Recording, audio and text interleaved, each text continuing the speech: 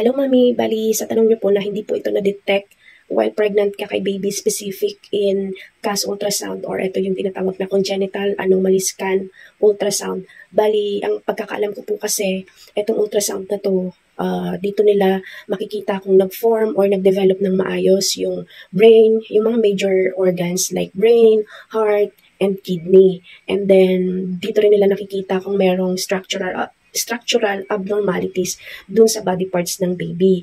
Tapos, nasusukat-sukat din nila yan, kung ilan na yung size, ganyan. Tapos, na-identify din nila kung merong congenital condition based sa family history or sa chromosomes. Bali yung sa cerebral palsy po kasi brain damage po siya. Kung hindi mo siya mapa-MRI, so hindi malalaman kung may damage ba yung brain or kung saan kung anong part ng brain niya yung na-damage.